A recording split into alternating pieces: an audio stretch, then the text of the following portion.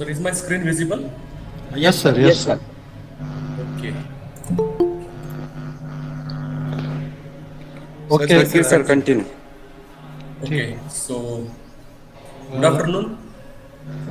Gite sir, let me Yes, sir. introduce Yes, sir. your. Yes, sir. Please. Okay, Yes. just 5 minutes. Yes, sir. Uh, Good afternoon, all. As we move forward with our 3-day FDP on additive manufacturing and 3D printing, it's time to begin our much anticipated second session. We are fortunate to have with us Assistant Professor Mr. R. Gite, whose expertise and innovative approach will surely enlighten our sphere of knowledge. Professor R. Gite sir is currently serving as Assistant Professor in the Department of Mechanical Engineering at Amrutwani College of Engineering, Sangamner. Gite sir has been pursuing PhD in metal additive manufacturing.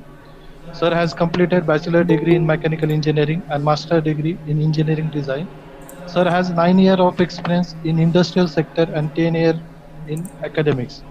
Building upon the insights and inspiration from Gite sir's presentation, this session will explore the topic that is first type of 3D printing technology, that is FDM, SLA, SLS, DM, LS, its material used in 3D printing, polymer, metal and composite. I request Gite sir to kindly take over and enlighten us with insights and expertise. Gite sir, please. Yes. Thank you, sir, for your introduction. Okay. So, first of all, I would like to thank management principal and all the organizing team of Dr. M.S. Gosavi Polytechnic, Nasik, for giving me an opportunity to present a session on the 3D printing technologies, types, and the materials. So, in this session, in the earlier session, Dr. Vidivaksore sir has discussed about the uh, introduction of additive manufacturing, how this process has been started. With continuation with that, I will explore the type of materials and various 3D printing technologies that are emerging technologies and that are currently used in the market. So in this presentation, I will go through the first introduction, the types of manufacturing, the additive manufacturing significance, the process flow of additive manufacturing, the classification of additive manufacturing, that is the various technologies based on the material selection or the process of manufacturing, then standard categories of additive manufacturing, materials, and the conclusions. So basically, we know that what is the manufacturing? When we talk about the manufacturing, the manufacturing terms includes so where the raw material is converted into the finished goods, right? And in that case, some of the machineries that are required, some toolings required, some labor required, some manpower it is required, and when that comes together, so the conversion of raw material into the finished goods, that is generally called as the manufacturing. Okay, in this manufacturing process, some of the scrap material or wastages may be there, that may be in the form of chips or that may be some type of rework, some rejection, etc. But generally, the process where the raw material is converted into the finished goods is called as the manufacturing. And the important factors in the manufacturing are the manpower, obviously, the machineries, the processing, etc. Different types of processes we need to use for the manufacturing. So, combinedly, that is the manufacturing process where a product has been manufactured using various methods, technologies, tools, manpower, etc. etc. And when we talk about the manufacturing, basically there are three types of manufacturing. You can see here, one is the formative, second subtractive, and the additive. So formative manufacturing is the manufacturing where the shape of the object that has been changed. Okay, there is no addition of material or there is no removal of material. That type of manufacturing is called as a formative. We just change the shape and the final product has been ready. The second type of manufacturing, the most popular one, is the subtractive manufacturing, where a component that has been produced, it is manufactured by using a conventional technologies, either by using some CNC machine, lathe machine, etc. But in that case, what we need to do, we need to remove the material from the original stock, and that removed material is generally the wastage. Okay, and finally, that product has been manufactured. But in that case, subtractive manufacturing, what is the requirement? That different material that are required, different machinery is required, some skill manpower is also required, and number of processes we need to do in the subtractive manufacturing. Finally, we can get the object from a raw block. The third type of manufacturing is, we can say, it is a new technology, that is the additive manufacturing. So where any object, any complex object or any material that can be printed in the sense, just as like the 2D printing, we can print any object in the 3D third dimensions. That type of manufacturing is called as the additive manufacturing. And in the additive manufacturing, there are again different subcategories, depending on the material, depending on the processes, etc. That additive manufacturing has been classified further. So basically, why this additive manufacturing or the 3D printing? The terminology is same as Dr. Vaksuri sir has already discussed about that. The 3D printing is nothing but the additive manufacturing. But why this 3D printing is required, or what is the significance of this technology in the current scenario? When we talk about the manufacturing or the overall development of this manufacturing field, we are in the industry 4 right now, and very soon we will be in the industry 5.0. So when we talked about the industry 4.0, where the different thrust areas like automation is there, robotics is there, then IoTs are there, cloud-based computing that are there. So one of the thrust area is the 3D printing. If you see, one of the thrust area in the industry 4.0 is a 3D printing, where 3D printing has drastically changed the dimensions and the definitions of the manufacturing. Anything, any component, either it may be a complex or a simple one or a assembly, that can be print. We can say it can be directly print without using any particular tool or any particular machine. Just we need a printer and some particular materials are required. Based on that, we can directly print here. Now you can see here in this picture also the different parts. Either it may be customized parts or some parts that are required to reduce the weight, etc. So that are directly print by using a machine. You need not to use any type of tools or special machines or skill manpower. Also, it is not required for the printing. Just you need to prepare a file, give the command to the printer, and finally your object will be ready after 3 to 4 hours, depending on the size of the component. So, in this case, we can see the technological revolutions has been there right now. Applications. Hello, sir. I'm audible. Hello. Yes, sir. Yes, sir. Yeah. Yes, Okay. sir. So, Yes, sir. yeah, I'm getting some disturbances. That's why. Kodilkar, sir, Kodilkar please sir, mute please your mic. mute your mic.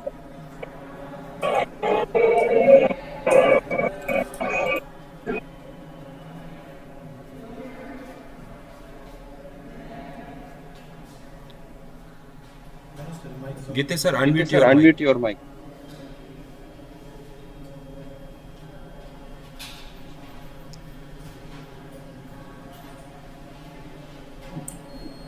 Okay. Yes, sir. Yes, sir. Yeah. Is screen visible? Yes, sir. Yes, sir. Yes, okay. So, when we talked about the technological revolutions in the manufacturing field, particularly, this technology has changed all the dimensions of the manufacturing. The traditional way, how this manufacturing going on, what are the requirements, what are the challenges in front of the design engineer, all that has been changed due to this manufacturing. As like in this picture, you can see any part you can print, directly print by using a machine. But what you need, a particular CAD model of that file is required, setup, that is the printer is required, and some post processing part is required.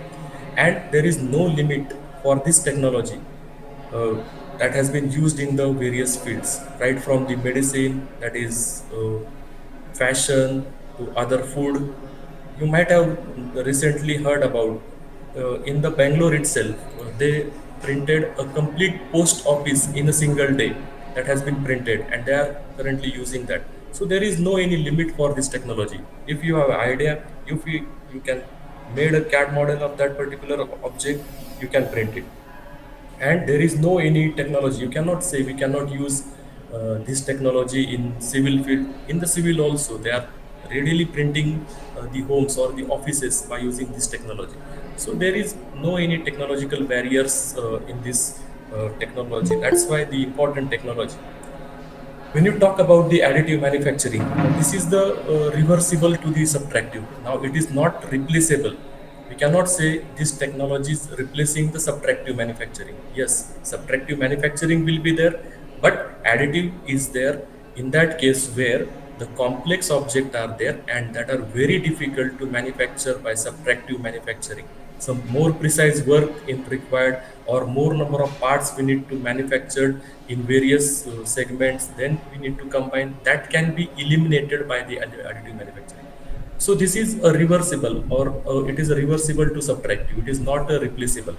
We cannot say it is replacing the subtractive, but it is in some extent where you can say the aerospace, where the complex objects are required with a minimum weight and that are in the air. So at that particular time, we need a product which is having better mechanical properties or the physical properties, strength. That type of part or the complex object we can manufacture by using this additive technology.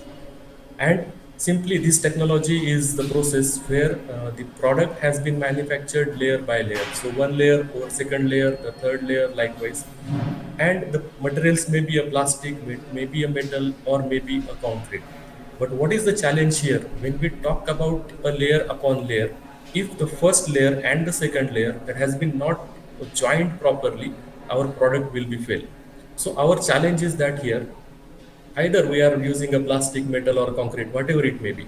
But when we are saying that the one layer over second layer over third layer, the importance is that the first layer, second layer, third layer, that should be properly joined to each other. That is the biggest challenge right now here. If it is fails, then overall your product will be fail. This technology, it is growing at very fast speeds. Now we can say rise parts are fast in every field, in each and every field. You can say any field. In that field, this technology has been using, and which is having high efficiency and accuracy. Now why high efficiency? Because while manufacturing this product, there is a very minor type of wastages, minor maybe some support material or some, if in the metal, some powders may be splashing around. That is the only wastage of this technology. And high accuracy means in you can print any object with the any dimensions without removing the material. So that's why it is high efficiency. There is no any wastage in the material. You need not to use any particular tools for that, special purpose machines that are not required.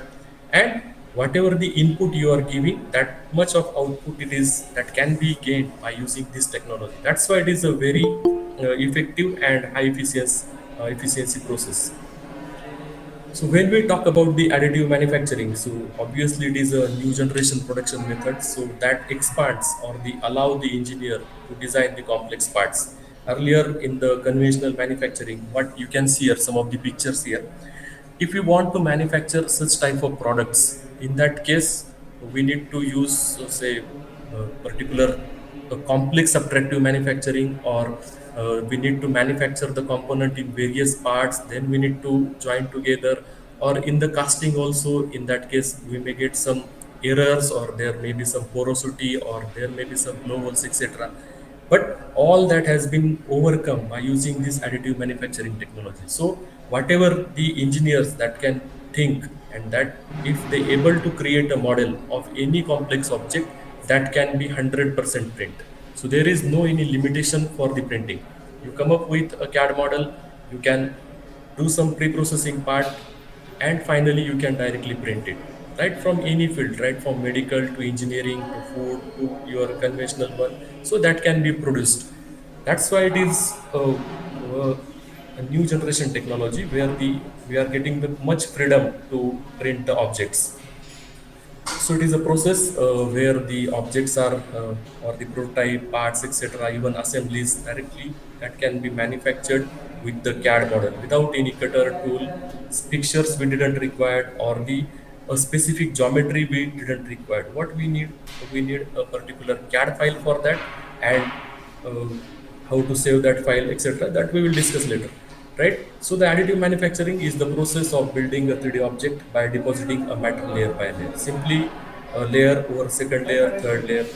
Now in the pre-processing part, there are three parts. We'll see that how much is the layer thickness that will decide the printing speed. If we say the layer thickness is much higher side, then part will be print in shorter time, but we didn't get any particular finishing for the product. If the layer height or layer particular thickness is small, in that case, more time will be required for the printing. But in that case, your finishing of that product will be greater. So we need to identify how much layer thickness will be required. That is the part of their process parameter optimization, etc. You can see here what is the difference between additive and the subtractive. So in the figure A, you can see if you want to manufacture any object, we need to take a block of raw material which is having some higher dimensions than the actual object. We need to manufacture that particular object, means we need to remove the material. uh, we need different types of tools for drilling, for milling, from grinding, etc. For different tools are required, some machines are required, some manufacturing processes are required, and finally we are getting this object. And in that case also, wastages is comparatively higher. But when we talk about the additive manufacturing, our material, it starts with the powder, so particularly in the metal. So when we talk about the metal objects, we required a powder of that metals. So it will require with the powders. And in terms of plastic, we will require some filaments or the wire form material. Simply that powder, you need to load on the machine, you need to give some commands, some setting on the machines, and finally the printer will start to printing that object. In that case also, while printing, there is no need of any operator to be present there, because some, if it is required some 4 to 5 hours to printing, that particular person can work in the another station also. The printer itself will do all the operations, and finally you can see the wastages are very minimum, so that are maybe of some support structure, or that may be of some say material splashing around that. So that is the basic difference between these two, where in the additive manufacturing we didn't require special tools, special machines, special programming for that machines, a skilled operator. So all that can be eliminated in the additive manufacturing. Simply you need to do some pre-processing operations. Now, when we talk about the process flow of the additive manufacturing, right from printing to your final product ready. So this particular process has been categorized into the three stages. The first phase, it is called as a pre-processing. Second phase, that is called as the printing, and the third phase, that is called as the post-processing. Now, when you prepare any CAD model, right? So either it may be required for subtractive manufacturing or any other manufacturing.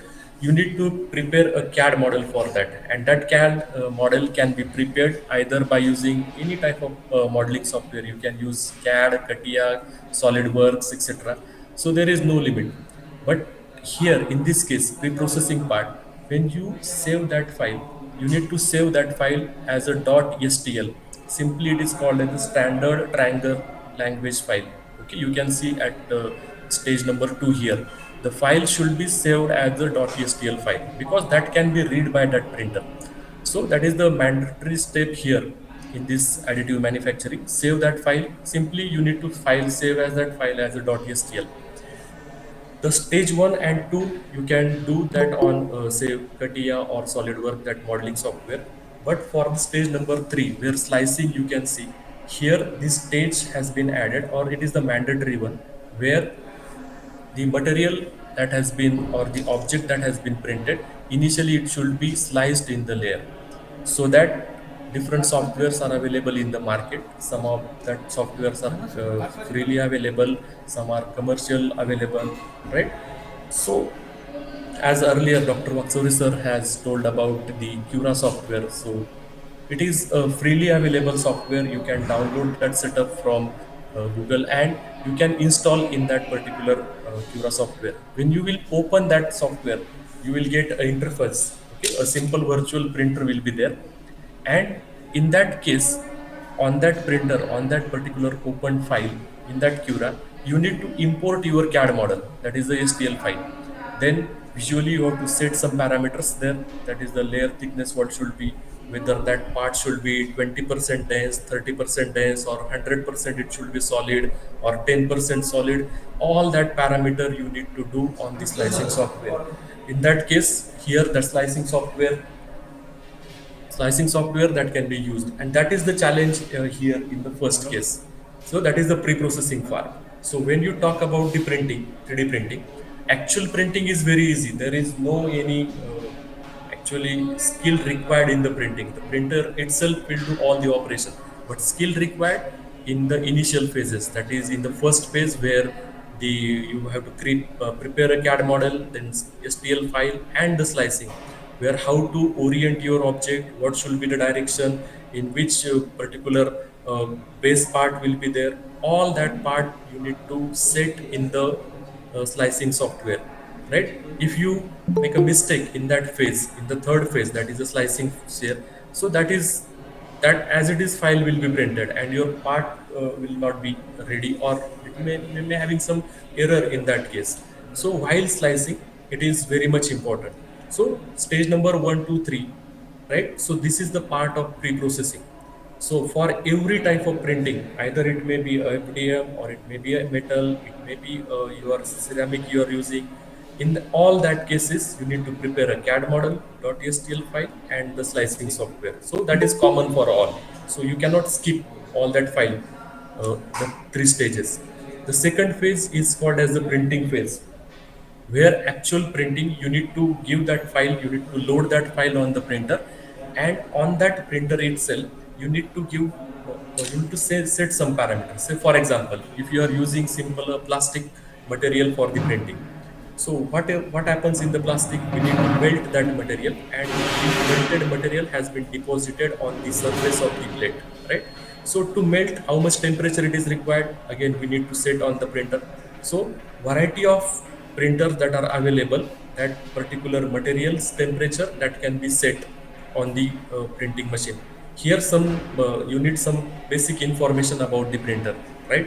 One is the nozzle temperature you need to know, or which type of material you are using for the printer. For that particular material, how much temperature is required, you should know. Okay, accordingly you need to set particular temperature on the machine. The second temperature you need to set on the platform temperature or the bed temperature, where your actual product will be produced on that plate or the platform.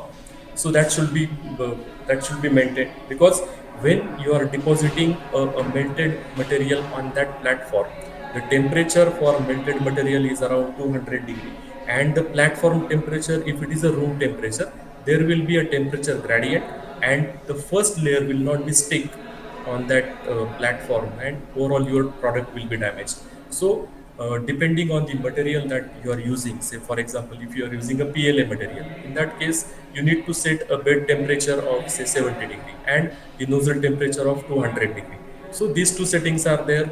If your print head or the platform it is not on the place, you can reset it, and simply that selection of that file, you will do the selection, and simply you can give a print. Once you give the print and machine start to print that object, your role is not there. The operator is not required to stand in front of the machine, so he can do his own work, correct? After completion, say after 2 3 hours, that particular product will be ready. After that, we need to remove that product from the machine, so that part start from the post processing, where we need to remove the support structure, we need to remove the part from the platform, some unwanted parts we need to remove, right? So that is the part of post processing. So entire process, 3D printing process, has been categorized as pre-processing, printing, and the post processing, right? In the pre-processing, we need to create a model, do the STL file, slicing, some setting in the softwares, then took that file in the pen drive and attach to that particular machine, give the command of print, set some parameters, temperature, etc., and finally that part will be ready. So this is overall process flow of this printing process.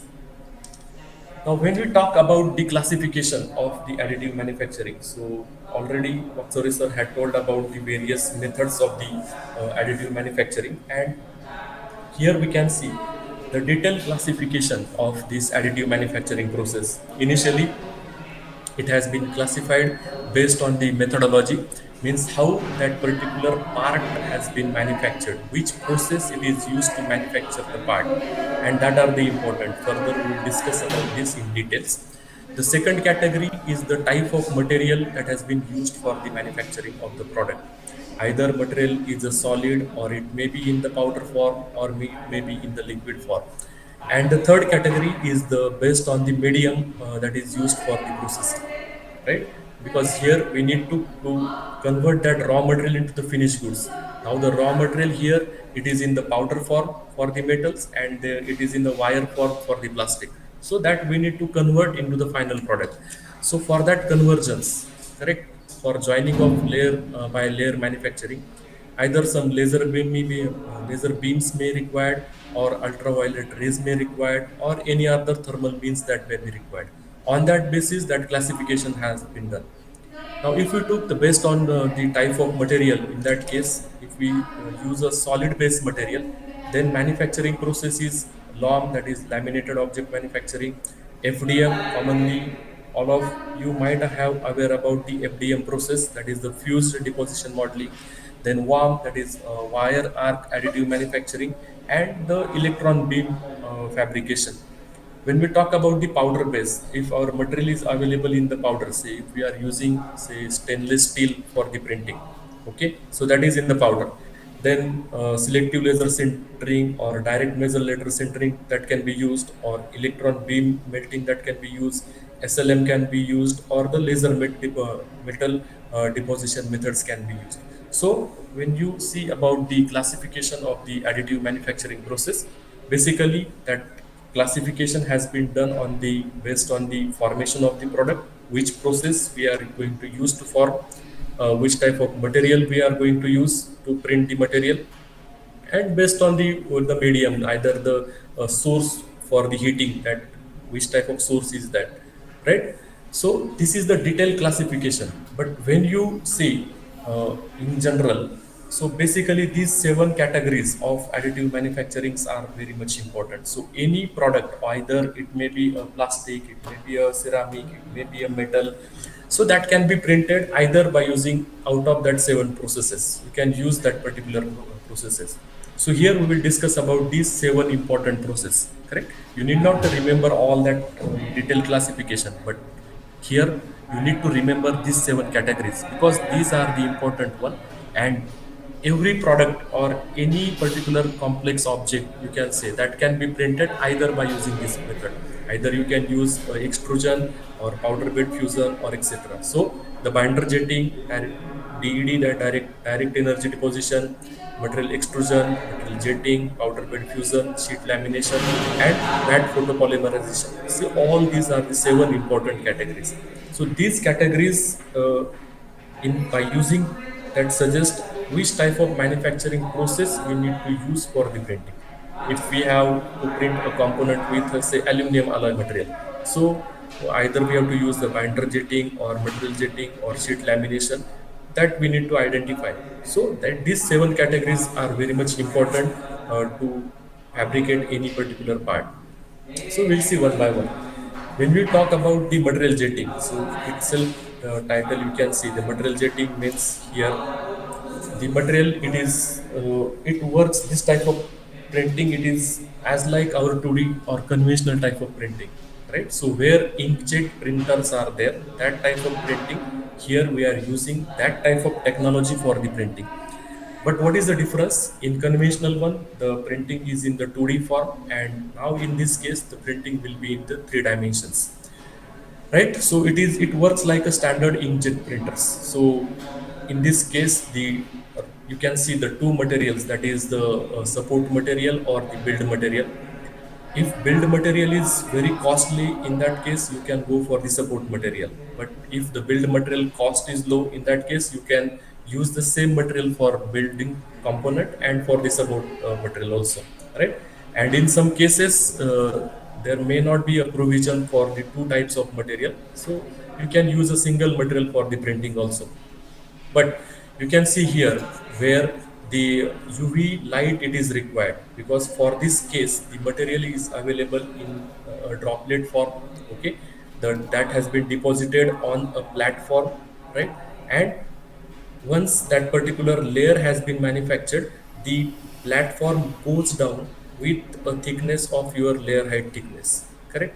So that's why it is important when you set the parameter like layer height or layer thickness, because with that thickness, that platform will go down and the one layer of your product will be ready.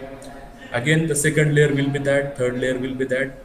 Likewise, that elevator will go down with a thickness of layer thickness, right? And the particular print head, from the print head, the uh, jet hundreds of tiny droplets. So droplets will be continuously will be deposited on the platform, and UV light will be used to cure or to solidify that particular components. So in this case, this process will be repeated until your object will be ready. So it may took some 30 minutes to 2 hours that for that printing, depending on the build volume and the capacity of the printing. So for this case, in material jetting, generally the photopolymers, that is UV curable resins, that has been used for the printing, because here UV lights plays the important role. That's why the material should be selected in such a way that should be curable, means solidify by using UV lights. Some waxes can be used, some composites also can be used for this type of printing material. So here we need a UV light for the curing. The second method, it is called as the binder jetting. Now instead of that UV lights, now we are using binders. So binder agent, that is a binding agent we need to use to join two layers. Okay. So here we are not using say particular UV light or laser etc. to bind the layer, but we will use a binding agent.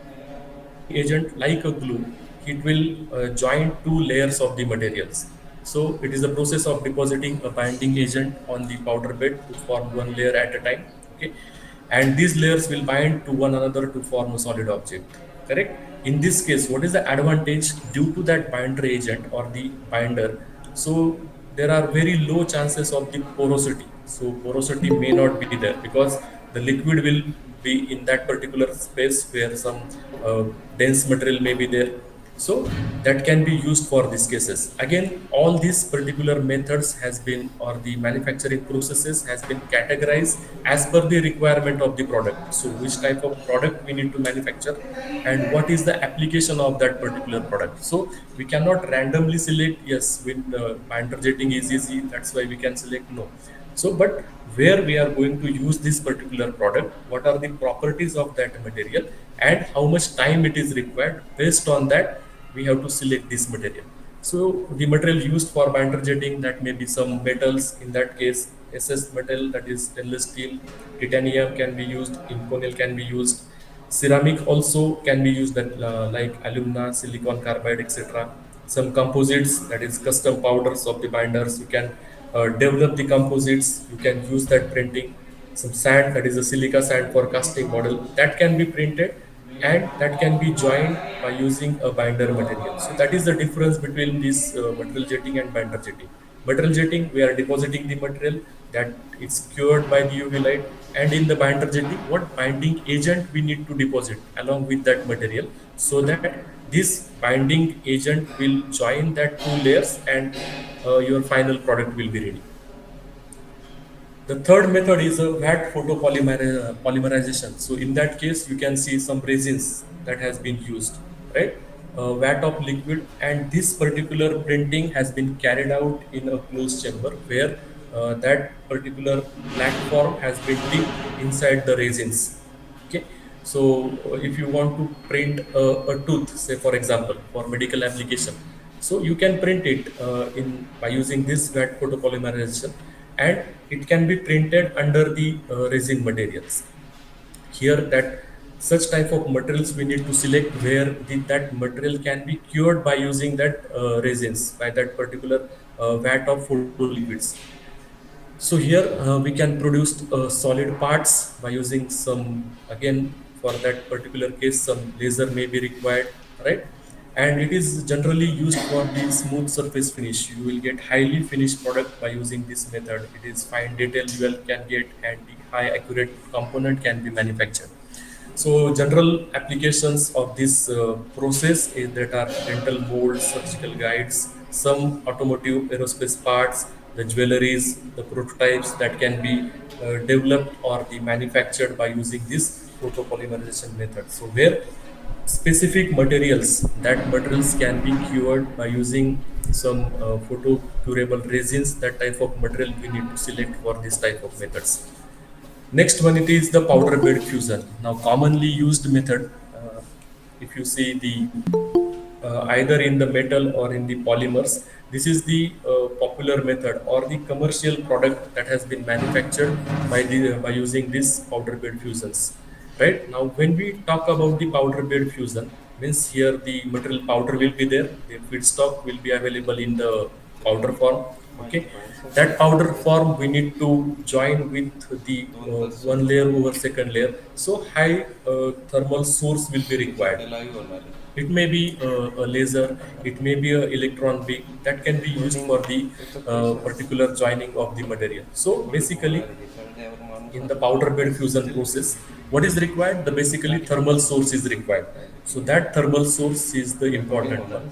And also, if you select, say for example, laser you are using for the joining, then how much intensity of the laser is the important one. Suppose if you are using SS material, or if you are using say aluminum, which is having a melting point of 560 degree in the pure form, in the alloy form it is around 530 likewise. So when you are using that type of material, and if you choose a high intensity laser beam, so in that case it is over melting of that product may be there. Or if you use a very low intensity of laser beam, say for example if you are using only 100 watt of laser for the say inconel material which is having a higher melting temperature, in that case that powder may not melt, right? So here we need to identify which type of material we are using, and for that material, based on the their melting temperature, how much laser power we need to set. Just I am talking about the single parameter, laser one. There are n number of parameters. Like if you are using a particular this method, then how much is the scanning speed? If it is too fast, then proper joining may be there. If it is too low, in that case then overbending may be there. Or if you talk about the spacing between the two layers or the adjacent layers, if it is too high, then porosity may be there. If that two layers are very close to each other, then there may be overlapping chances. So all there are more than 130 parameters. You need to study about that. Some of 8 to 10 parameters are very important, and that you need to identify. So likewise, where lasers will be there, then you need to select how much is the laser beam intensity, right? So based on this, again, type of the thermal source used, based on that, this particular powder-based fusion method has been categorized as a selective laser sintering (SLS), selective laser melting (SLM), and EBM, that is electron beam melting. Now, what happened in the sintering process? In the sintering process, the material is heated below its low crystallization temperature, right? So that at a particular temperature, this particular joining will be happen. In the selective laser melting, the material will be melted to its melting point. And in the other case, when you are talking about the electron beam, now instead of laser, we can use the electron beam to melt the material. So in all these cases, the material should be available in the powder form. Likewise, you can see here, your part is printing here, correct? So that layer by layer joining will be by using some laser or the energy source, maybe electron beam. The entire powder will be spread on the platform. Okay, the laser will scan only the defined dimension, so that whatever the file you prepared, .pstl file, and that much of component will be just melted, right?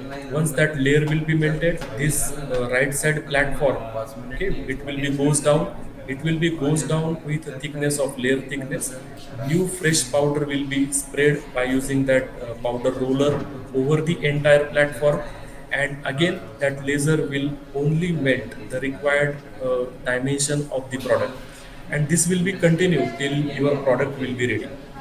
So layer by layer deposition will be there, and after completion of this type of manufacturing, as like you can see here, your product will be inside the powder chamber. So you need to remove that particular product from the powder. You need to remove the extra powders and some parts, some support material. That is the part of your post processing here.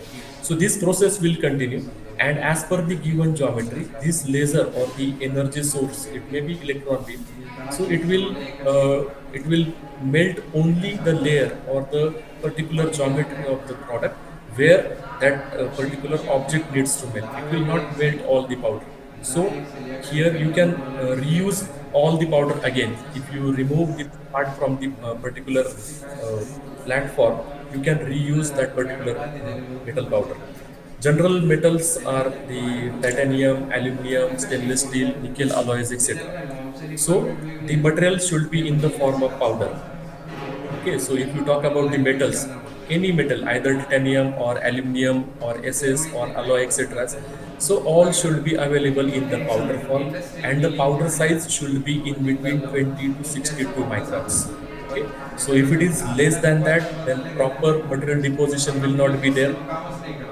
If the powder size it is increasing more than 100 micron particle size, then in that case the large size particles will be there that may not be melted.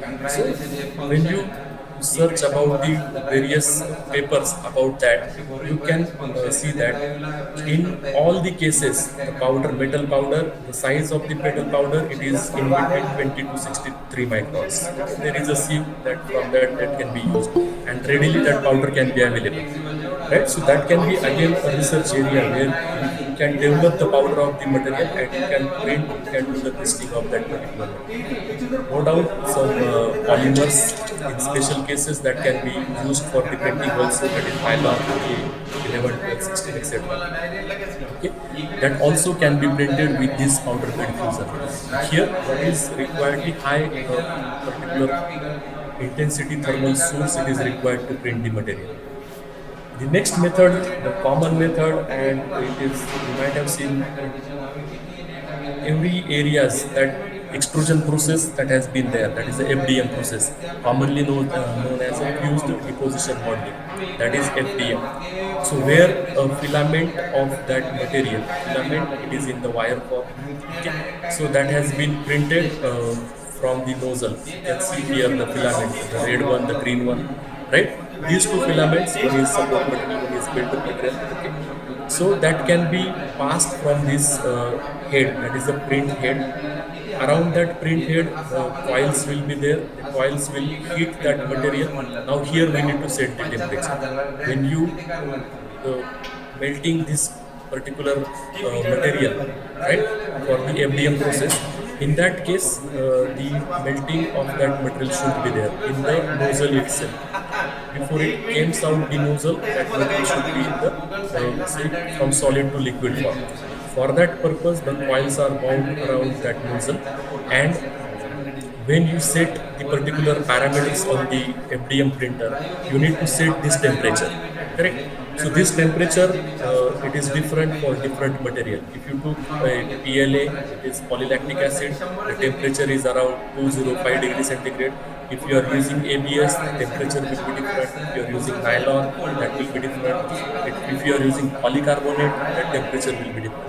So while printing, you need to remember or keep in mind that this particular, what is the melting temperature of this material, you should know, because you need to set that particular temperature on the printer. You cannot directly load that material on the printer and give the printing unless and until you can load the temperature, correct? So initially the filament that is in the wire form, it is in the solid form, and generally the wire diameter is 1.75 mm. For that is general for the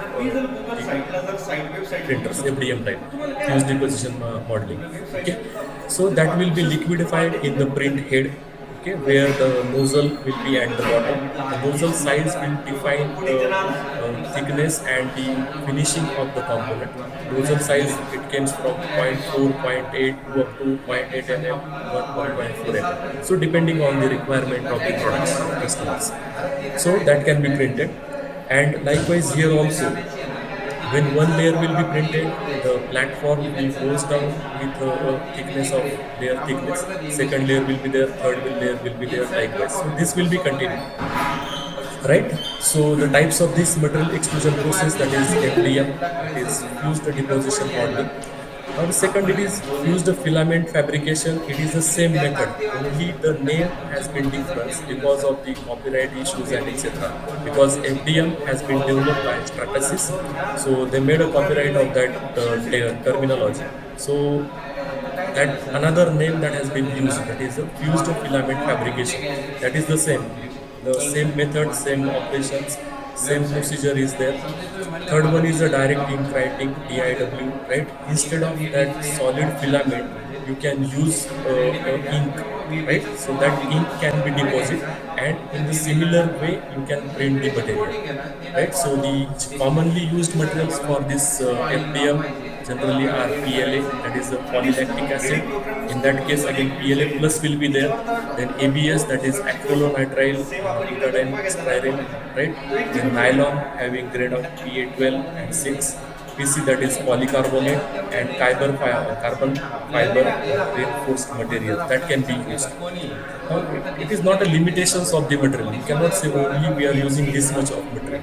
You can develop a material with these properties, with the filament size, with the temperature, and you can print that material also. But you need to know the properties or the characteristics of the material. So, am I audible? Yes, sir. Audible. Okay. Oh, okay. Yes. So you can develop any material. That is again the area where you can do the research. So the material can be developed and that can be printed. Once you can print that material, then you can do some testing like material characterization, their microstructure, their mechanical properties can be checked. Once they fulfill the requirement, then you can continuously using that material in the case. But when you see different particular printings, okay, so all these particular printings, particularly about the FDM process, that are available, right? In our lab also, 4 printers are available of that FDM process. That so that is very simple. It is in the if you want to do some practice in the early phase, you can directly go for the FDM, right? So it is a cheap method, not too much cost is required, right? The material will be available readily and very simple. You can simply use the Cura software for this printing also. So if you want to learn in this technology, you can directly learn from this FDM technique or FDM or triple F, that is nothing the same. Okay. Simply PLA material is available. ABS is costlier, but PLA is simple. And this PLA material, this is a biodegradable. Okay, so that can be easily available, that can be used. The what you can see from all these methods, the procedure of printing is same. Means you are depositing one layer over second layer over third layer. Likewise, either it may be a metal, it may be a plastic.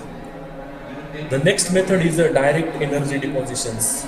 Correct? Now, in the earlier phase, when you talk about the selective laser sintering or the melting, what happened?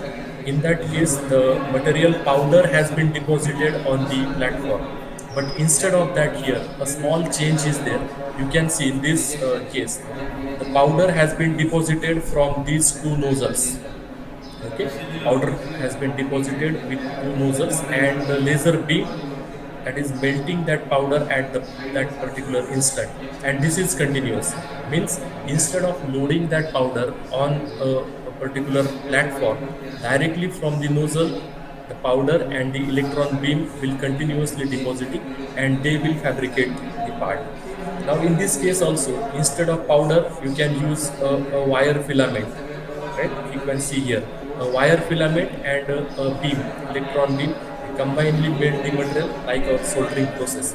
That will be combinedly melting that material, and that particular melted material will be deposited on the platform. If one layer is completed, the platform will go down with the thickness, layer thickness height, and similar that process will be repeated until the completion of the part.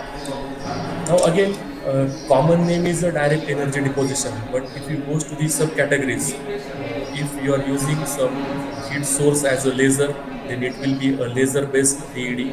If you are using a electron beam as a input source of material, then it is called as a EDED, that is electron beam DED. You can use a plasma arc or a wire arc additive manufacturing. Okay, so the basic concept is that here it is same. Here we are not using a sprayed powder, but powder can be deposited through the nozzles or a simple filament or the wire of that particular material that can be used. The commonly used material for this case that for direct energy depositions are the titanium, especially titanium 6 Al 4V, aluminum that is ALS at 10 mg, stainless steel that is 316L 174PH, nickel alloy, and the cobalt chrome, etc. So if you observe from until these methods, the common materials we are discussing from the metals or in the polymers also, because right, it is a huge area where the development has been going on, that is the material development. Not all the material right now we are directly printing, because it hasn't proven yet. Yes, we can print it, but what we need to convert them, but that material in the powder characteristics we need to learn. Then the flow of the powder should be learned. What is the particle size, that should be round, that we need to identify. How the particles will be melted, okay, that we need to identify. So still it is in the development phase. Right now about 20 to 25 materials including various alloys that has been successfully used for the printing. Not all the material we are using for the printing, okay, but that can be developed, that can be used for the printing. Yes, we can use that. Also in the polymers also we need to develop a filament, their melting temperature, then the speed of printing, the curing speed, how quickly it is get solidified. All these parameters we need to learn, and based on that we can use that material. Also some of the materials that are required for the special applications, for example that are required so for so aerospace application, or some medical implants may be there. So we cannot do randomly use any material for the medical implant, because that should be sustained in the human bodies. So it is a big area where you can develop the material for the printing. The another method of that major categories that is called as the sheet lamination. Now instead of that powder or the filament, you can directly spread a sheet. You can see in this picture also. You can directly spread a sheet on the platform. The particular heating source, okay, that heating source will only heat the geometry of the product as per the given dimension, that is a CAD file. And once that layer has been melted, the platform will goes down and the new layer will be melted. Likewise, this process has been continued. Now here you can see the material that can be used, a PVC material or fiber reinforced sheets, especially for particular parts you can use that.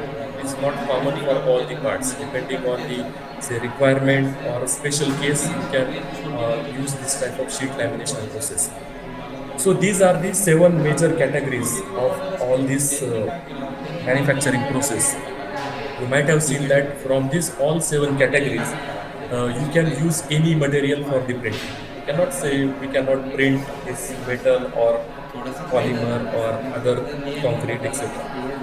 All the material either can using by using one of the method of the printing. So that's why it is important to remember all these methods, because these 7 methods will cover all your additive manufacturing printing process. You need not to remember which material, etc., etc. You just remember which type of process we are using, and for process what type of material has been required. Now here you can see the first 3, that is wet photopolymerization, metal jetting, extrusion. So the metal parts can be directly printed, indirectly printed. Okay, so that can be printed, but in the secondary form, right? Whereas from binder jetting, powder bed fusion, sheet lamination, DED, in that case directly metal parts can be printed. So You can use laser, you can use laser beam, etc., etc. And based on that, a metal part that can be directly printed by using a powder of that part, right? So here in these 7 categories, you can print any type of material with any geometries, with any properties. But what to remember? Majorly, if you are using a metal, that should be in the powder form. Okay, first the powder should be powder properties. It should be round shape. It should be flowable. It should be having compact properties. Correct, and also the size of the material particles. That is the 20 to 60 microns. So that are the standard one for that. If you are using a polymer or the plastic, then material should be available in the filament form or in the wire form. That is for the plastic, right? So majorly you can categorize as the polymer and the metals. So metal in the powder form, polymers that is in the wire form. Okay, so by using that particular material, and also you can further also you can join two materials also. Say for example, I have to produce a component with two materials. Say base is aluminum and the top part is say for SS. That can be possible by using these technologies. You can adjust that material, you can adjust that temperature, and in the same print you can manufacture that type of components also. So till now we discuss about the different types of manufacturing technologies. So which are the technologies, how the parts has been cured, how is the method to cure the part, how much or which type of energy source it is required for that particular case. When we talk about the materials that are used in the additive manufacturing or the 3D printing, the material has been categorized into the three major areas. First one is the plastic, second are the metals, and the third one is other material other than metal or the plastics. Okay. So when you talk about the plastics, it may be a bioplastic, thermoplastic, composites, or the thermosets that can be printed. If you talk about the metals, here it is just an example, that is SS, titanium, aluminum. Again, you can use the Inconel, etc. Okay, some copper parts are we are using, chromium material can be printed. In the other cases, the remaining materials that are maybe the resins or photopolymers or ceramics. So broadly, if you see the categories of the material, the first category is the plastic, second category is the metal, and the third category is, for example, that is the ceramics, right? So plastic material should be available in the filament, metal should be in the your powder form, and the other materials depending on the application that should be available. So when we categorize this process or correlate this process with the materials, so generally the extrusion process, we talked about the triple F and the FDM process. The feedstock should be available as a filament rod, that is filament or the wire form that is having a size of 1.75 mm. The material is polymer, and how it will be bond, it will be bond with the fusion with the heat. Okay, so in the nozzle it will be from solid to liquid, it will be converted, and from nozzle the liquidified material will be deposited on that form. When we talk about the photopolymerization, it is also called as the stereolithography, SLA. Then the feedstock material that should be available in the liquid form. Now it is not in the powder form, it is not in the metal rod form. Okay, it is in the liquid form. The materials are photopolymer, metal, ceramic, composites. Now, how to bonding of that particular melted material? Here, in this case, you can say UV light it is required, or UV projector it may be required. The third process is material jetting or the binder jetting. Simply it is called as a material MJ, BJ, etc. The material should be available either in the powder or liquid form, some ceramic, wax, polymer, metal that can be used. And particularly here in this case, UV light it is required to curing. The next process is a LOM, that is laminated object manufacturing, or it is also called as a sheet lamination, LOM. Some sheet of that material will be required. It may be a paper, it may be a metal, it may be a polymer. And for joining, the joining agent it is required, right? Some pressure will be required. The next category is a selective laser melting, SLM. For that process, the feedstock material should be available in the powder form. The material should be a metal, and the metal should be fused with laser and electron beam. Next one is a DED, direct energy deposition, where the wire powder will be there. So in that case, the metal can be used for the printing, and it can be fused with the laser and the electron beam. So likewise, in this table you can see the type of process, type of feedstock material, the major or the base material, and how to join that material with the first layer and the second layer. That can be here. Now when we talk about the materials that can be used in this case, the material that are used in this case, that are the nylon or the polyamides. So when we talk about the general FDM process, any nylon material or polyamide that can be used for the printing, you can see. But what is the requirement here? As you can see here in the filament form, you should be able to draw or develop that material in the filament form. That should be in the standard format, whatever the dimension that are required for the printing. Okay. Once you uh, fabricate that material in that particular wire form, the next you should know the material characteristics, at least the temperature of melting of that material. So if you are using a nylon, the melting temperature is 235 degrees centigrade, plus minus 5 degrees. Okay, so that much of temperature you need to set on the printer. That's why it is very much important that you should know how much is the temperature for the material. Okay, you can develop a material, right? Some of the parameters you need to keep in mind. And this nylon or polyamide, it can be used in the powder form with the sintering. It's especially if you want to use or form a component by using a sintering process.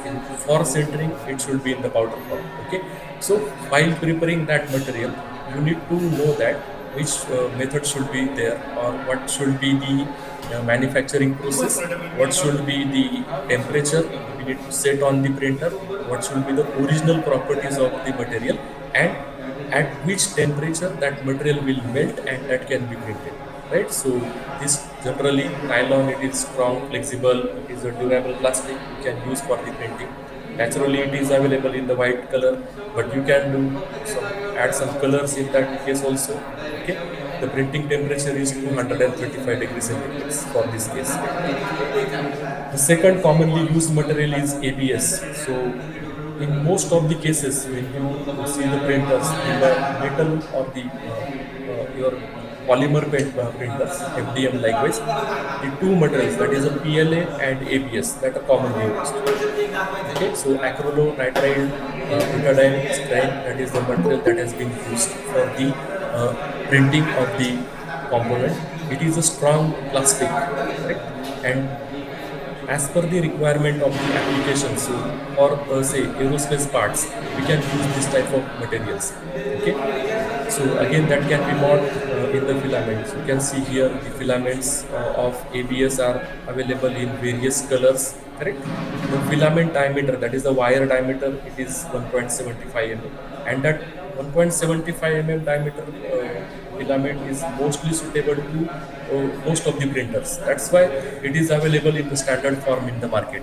So one roll is of 1 kg. Okay, so you can just search on the Amazon also. It will be available with some say 2000 rupees per kg of this material, with this 1 kg material with 1.75 mm diameter, right? So again, the temperature for this ABS is around 230 degree. Okay, so you need to set this temperature on the printer so that it can be easily melt, and the melted material can be easily deposited on the printer. The next material, it is called as a PLA or the PLA plus, that is a polylactic acid. Most commonly material readily available. It is cheap material. Okay, so it is a biodegradable, right? So that has been just gained traction, and in the most of the components, so either that may be some commercial type of, or some if you are using for just for entry level, or some you need to just do some printing, learn some printing, then this is the best material, because the cost of this material is very low, readily available, and abundantly this material is available. You can purchase it for that material Also, this material can be printed on various type of printers also. So that's why it is so good material if you are in the earlier phase, correct? So it can be utilized in the resin format.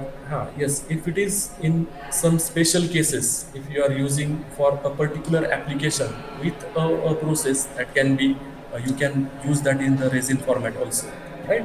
Otherwise, commonly it is available in the rolls or the filaments, and that can be available in various colors that can be printed.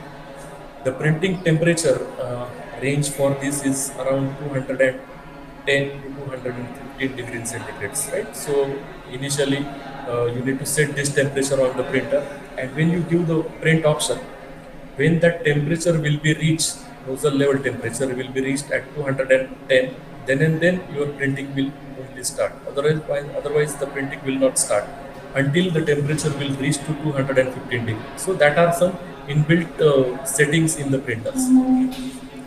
The next one, the next material is called as a lay wood, right? So you might not have heard about this material, but it's combined with some polymer composite. This material is also used for the say special parts, right? It is also called as a WPC, that is wood polymer composites.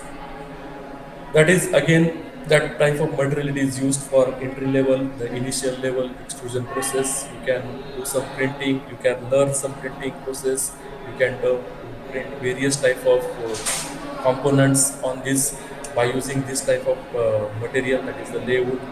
The temperature range is 175 degree to 250 degrees, right? The range is wide as you are using some polymer composites, right? That composite material, depending on the composite material temperature, this range has been varied, right? So either you are using any type of material, but what is the requirement in the earlier phase when you are doing pre-processing? You should know all these parameters. Which what is the temperature you are the temperature, melting temperature of material, what parameters you need to set on the printer, right? Once you learn all that things, the rest of the part is a simple part. Actually, printing is a simple, but initial before printing, what you need to do, that is some challenging work is there. Okay, so this material can be used for the printing. Now, these couple of material just that we just see that materials are of say polymer based, okay, or the plastic based materials. Now, the materials that can be used for the printing are called as the metals. As earlier in the first session, Dr. Vaksuri sir has talked about the polymer printers and the metal printers. So polymer printers are available from rupees 10,000 in the market up to say 2 or 3 lakhs. But if you see the metal printers that are available in the crores, okay, so that are costly printers, and that can be used for your commercial applications also. So in Pune itself, it is one industry that is incredible 3D. It is behind that Kalyani Forge at the Shikrapur. We visited there uh, in the 2019, I think. So they have two types of metal printers with them. One is for engineering application, and another is for specially for medical applications, where they only print the particular parts that are required for the medical implants. Till now, they printed more than 2,000 components and successfully implemented in patient's body. Okay, so that is the challenge, and that is the actually requirement of the printing. You can print any custom part. Now, if we see a very simple and cheap material in the metal category, that is the stainless steel. Okay, it is 316L or 174 pH likewise. So this material, it is in the available in the powder form. Obviously, if you took any material for the printing, it should be available in the powder form, right? Either it is for sintering or the melting, or if you are using for EBM process. So EBM, it is generally for electron beam. If you are using electron beam instead of laser, that is the EBM process. It is one of the strongest and therefore most commonly used metal for the 3D printing, right? So again, in the market, if you visit various sites or in the various categories, that this material is readily available in the market directly with 1 kg, 5 kg, 10 kg. This particular material with all the properties that has been proven for 3D printing. It is readily available. You can directly take that material and start to printing. Now you can see a component here, a mesh type of component. Suppose I have to manufacture this type of component for my commercial purpose or for aerospace purpose, then conventionally it will be very difficult to manufacture. Okay, so more precise engineering will be required. The precise measurement will be required, and it will be a time-consuming process. A lot of cost will be required to develop such type of product in your regular manufacturing process. But in the additive manufacturing, what you need to just create a particular drawing of this project. If you're able to create a drawing of this project, then you can print it, right? So there is no need of any extra efforts, extra machineries, extra skill that has been required for the printing. So this particular powder, you can see, you need to take powder from the right in the market, from the market, and you can directly start to printing. Here also, again, the development of powder, it is one of the research area. You can develop a powder of material and you can test on the printer. But problem is that testing is difficult because no one is ready to test the material powder, new powder on their machine, which is having cost of 10 to 15 crores. Okay, so the properties of material, that is the flowability, the shape and size of the particle, that is the moisture absorption content, etc., etc., all these you need to keep in mind. Also, one thing in the metal additive manufacturing, this metal additive manufacturing has been conducted in the closed chamber because there is an issue with oxidation. To avoid that, this particular printing process has been carried out in the closed chamber. Otherwise, or FDM process, it is these it can be printed in the open environment, but all the metals and processes has been carried out in the closed chamber. Likewise, you need to deposit a powder, and a proper feedstock mechanism will be there, and part layer by layer will be printing. Correct. After printing, right, you can see this product. You need to do some post processing, that is the removal of the powder from this particular developed product, right? And it is having very very good strength and very low weight, right? A greater strength part can be produced with this particular technology with a minimum weight. Also, the saved material will be there, right? There will not be any scrap. Likewise, so one of the material is a stainless steel. The another material, that is a titanium material. So already in the inaugural session, Dr. Ranjan sir has already talked about this titanium. Dr. Vatsuri sir has all talked about the titanium. So in the human body implants, this is the important materials. You cannot print a component with stainless steel and implement in the human body because that is not suitable for human body. That may be some effect on that. But this titanium 6 aluminum 4V material that has been proven in the medical implants, right? So in the human bodies, this material has been used. It is the strongest material. Okay, so it is having very good strength, also some properties like in that case that can be sustained in the human bodies.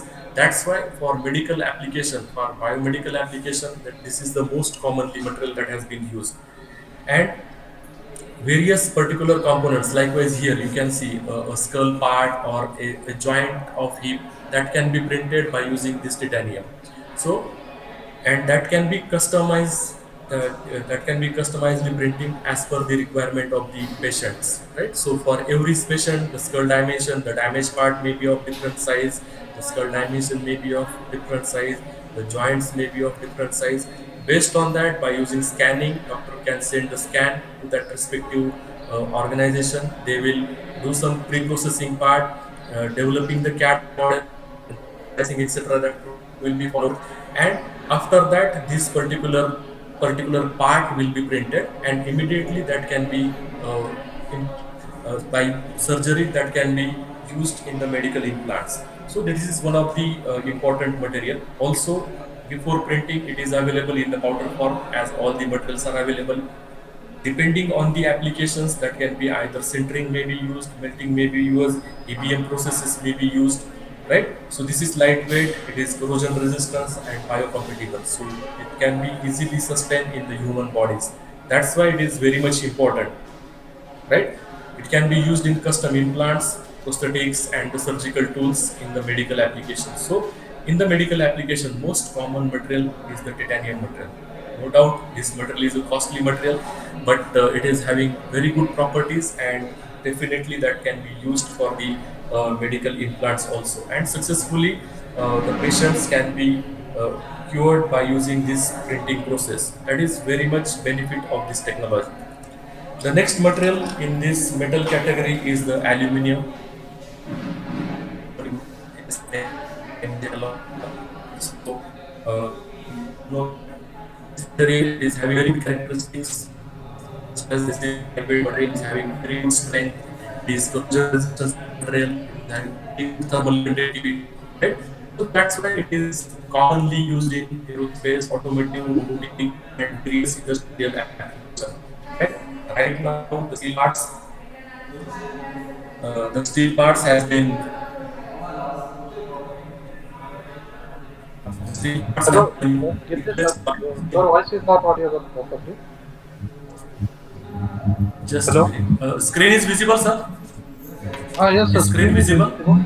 Yes, sir, screen visible. Okay. Just Only audio. there may be some connection issues. Yes, sir. Yes, sir. Is there any difference or just disturbances? Yes. I'm getting some disturbances. Hello. Now is okay, sir. आता व्यवस्थित आहे, sir. Okay. Yes, Yes, sir. Okay. Right.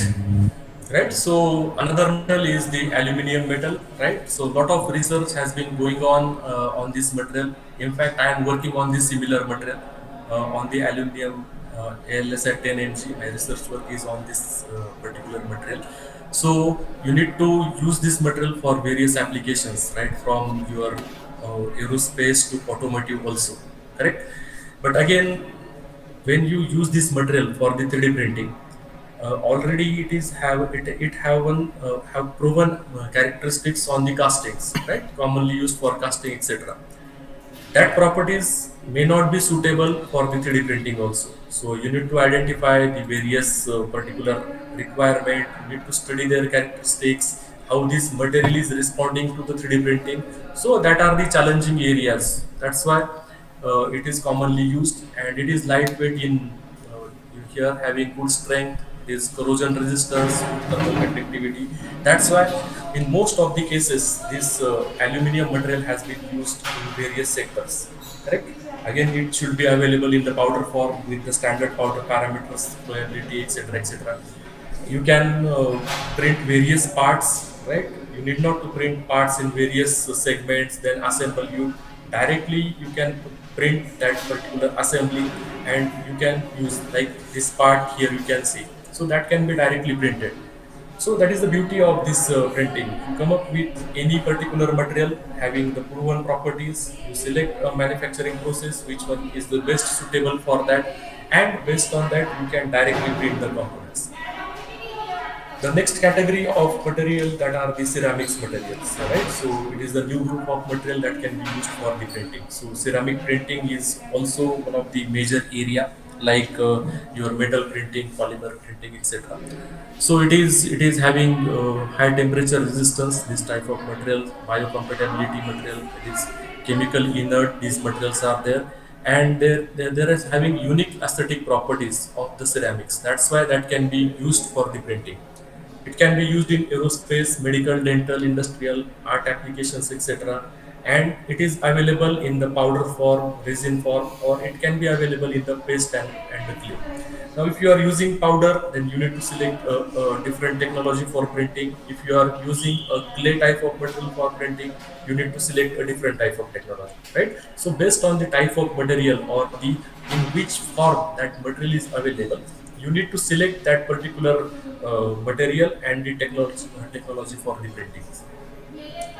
The next and important material, that is the biomaterials, because you might have heard about the tissue engineering or the tissue development, medical tissues, some parts that has been developed in the lab, right? So here the biomaterials that can be used for the printing. So here a huge research has been going on in this area, the biomaterial development of the biomaterial, and how these biomaterials that are reacting to the human bodies when they are implanting in the human bodies. Correct. So that can be also print by using this 3D technology, 3D printing technology. Okay, for medical applications. These type of materials are designed for medicals, tissue engineering, and biocompatibles. So special materials has been defined. So the limited category of material has been available, but still the material has been developed. The research has been going on in this area. That can be used in prosthetics, implants, scaffolds, drug deliveries, bioprinting of tissues, organs, etc. So right now, uh, uh, good research is going on these biomaterials with the 3D printing. The the 4D printing, sir, has already just discussed in the earlier session. That is, 4D printing is one of the area where this fourth dimension, that is with respect to time, this material will change its shape and size. That is also added. So this type of material has been developed in the lab. Now, in the food also, additive manufacturing technology or 3D printing, it is also it is used in the food technology, right?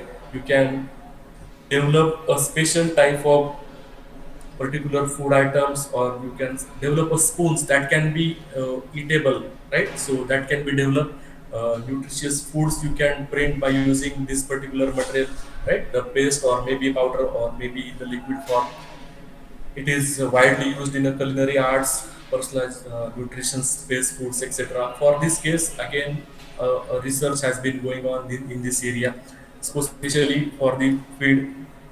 You might have heard about the development of meat in the laboratories, right? So in that case, also this how to develop that particular contents in that meats or artificial meat in the laboratory, that can be used by using this additive manufacturing technologies, right? So there is no any limitation or the barrier that can be you cannot use this technology in that area. Every area you can use this technology, right? So in this session, I just discuss about the primary or the initial introduction of 3D printing, and how 3D printing, what are the basic steps in the 3D printing, then what are the pre-processing, processing, and post-processing phase, what are the stages in the printing, the detailed categorization of that materials in the printing, right? So technologies in the printing, and generally commonly used materials in the printing. Because till now we cannot say all say thousand type of materials are there, and we can directly use that thousand type of materials for the printing. No, hardly. In the metals about 20-25 types of materials, some alloys we are using for printing. In the polymers also about 40-50 types of polymers we are using for the printing. So there is a huge scope for the material development and the compatibility of developed material for the 3D printing, right? So you can work in that areas also. You can work in the development of material. You can work in identifying the combinations or the composites of different materials. Correct. You can identify the addition in the material, like say in the DED process, you are using laser as a light source. What other part you can use as a heat source, that can be a study area. In the post processing, again, when the part will be ready, so it doesn't means that the 3D printing part is ready and you can directly use for that directly for the commercial applications. No, you need to study their properties, their strength, their hardness. There may be some porosity development. Likewise, if the two layers are not joined properly, some cracks may develop in that cases, right? So a lot of challenges are in front of the this technology, right? So though this is the new technology, but surface finish is the major challenge in front of this technology, right? Then the time of the printing, it is the one of the challenge, because if you want to print a part with a volume of say 50 by 50 by 50, it may took about 3 to 4 hours to print, right? So the this challenge is also there.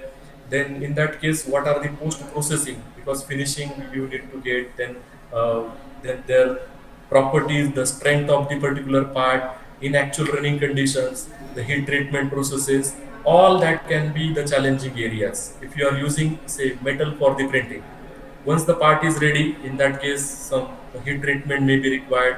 In that case, elevated temperature heat treatment may be required. In that case, some annealing temperature may be required. So all are the emerging areas. You need to study all these particular parameters, right? So basically, this is about the today's session, that is technologies and the materials of additive manufacturing. I hope I just cover the major technologies and the major materials that are required for the 3D printing, etc., etc. Okay, so this is for from my side. If any questions from the audience, that are welcome. If any participant has any queries, questions, please ask.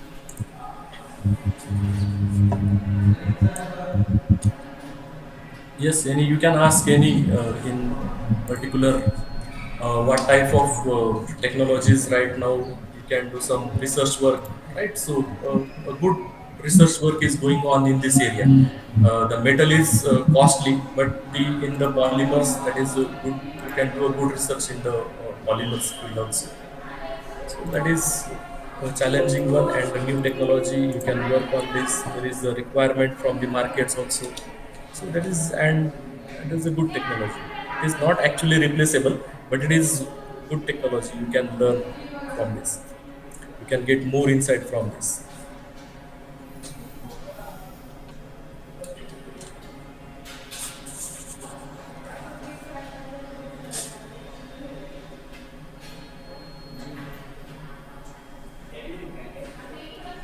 I Okay, so request any questions? participant to ask any Participants, question.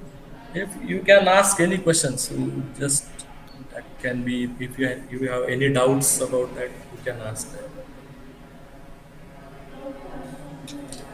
Or already I have shared that details, my details with Bilin sir. You can contact, my mail ID is there. You can contact me on that also.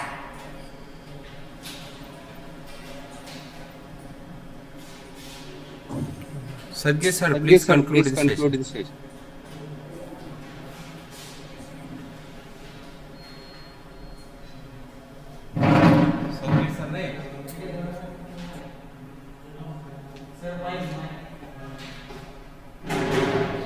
Okay. We are moving to vote of thank part. On behalf of Sir Dr. M.S. Gosai Polytechnic and Mechanical Department, I extend my heartfelt gratitude to Mr. R E Gite sir for valuable insights on second session topic. Thank you, sir, for sharing valuable insights. Thank you, sir. Thank you, sir. Thank you, sir. Thank you. Okay.